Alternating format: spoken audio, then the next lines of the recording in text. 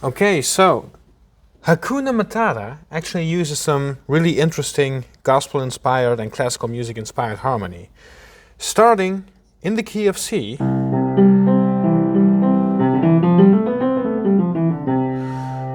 starting on the F chord, the subdominant. So we're starting away from home.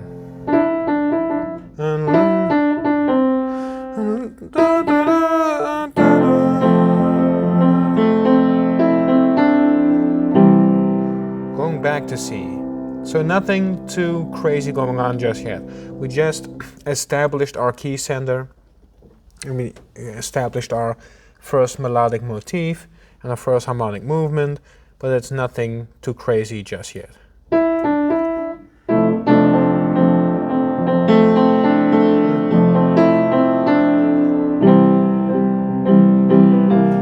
I think they use a secondary dominant here going back to F, but even if you don't, it doesn't matter too much. Hakuna Matata, what a wonderful phrase, Hakuna Matata.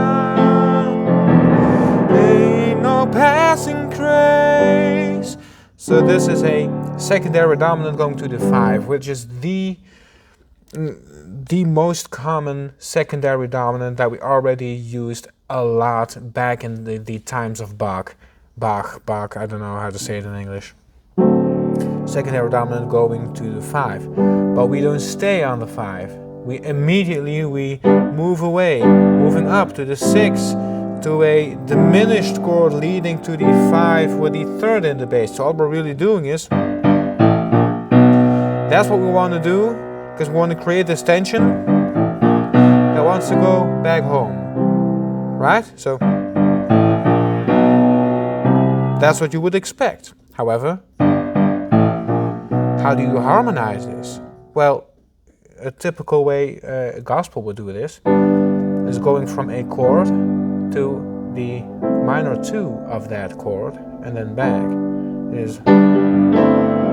Or maybe not necessarily the minor 2, it could be the major 4 of that chord relative to which bass we're on right now. So if we're gonna move like this, we're just gonna move from a G chord to an A minor 7th, A minor, but I'm playing the 7th here, back to a G chord. Nothing going on just yet, except what are we going to do on that bass note? What are we going to play here?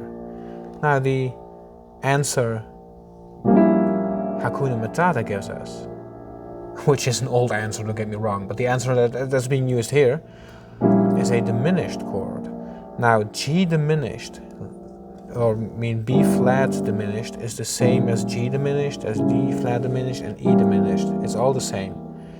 If you don't know about that, I'll link to the video explaining this stuff. However, G diminished, basically, leading to G, is not all that weird. We use this in, say we're using this chord progression.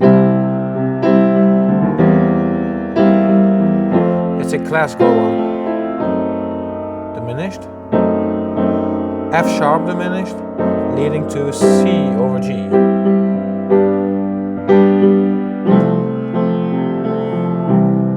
This is just classical and gospel. Through classical music, these ideas ended up in gospel music, and through gospel music, they ended up in soul music, and through soul music, they ended up in a lot of pop music. But this chord scheme, this cliche,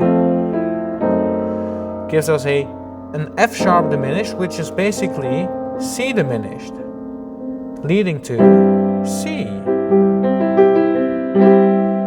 over G maybe, and it functions like a sort of G sus4, but it's still a C chord. That's C diminished leading to C.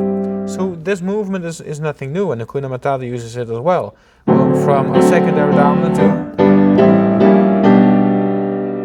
However, at this point, we are surprised by a new secondary dominant leading us not to the tonic, but to the median below our tonic, which, it kind of functions like a tonic as well.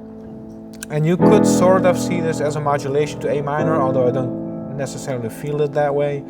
C still feels like the 1 to me, but doing this really makes A minor feel like 1 for just a moment. So we are moving strongly towards the tonic, but it's a curveball. We're surprising our listener. It means no worries by going to A minor. Now, what do we do after? We had this crazy movement, right? So first, Hakuna Matata, what a wonderful phrase. Hakuna Matata, ain't no passing grace. It means no worries for the rest of your day or days. That's it. So we're going from A minor, which was a third down from the tonic, but we were originally heading. We surprised the listener by going down a third and going down another third to 4. Going from 6 to 4 to 5 is basic pop harmony. That's just... nobody is surprised by a move like that. So we're doing that, except we're not just going to the 5. We're playing the secondary dominant leading to the 5 first, so we can do this bass motion, or maybe it's not just for that reason, but it includes this bass motion going to 5. But even that is not what happens. We're going from F to the secondary dominant. And earlier on I mentioned that this chord, you can see this as a G sus4, where the sus4 movement, going from the 4 to the 3, is harmonized by the 6 going to the 5 as well. And what you end up with is C over G going to G. And this leads back to the 1. So what do we have? Hakuna Matata, what a wonderful phrase. Hakuna Matata, ain't no passing grace. Oops. It means no worries for the rest of your days. It's a problem-free philosophy. Hakuna Matata.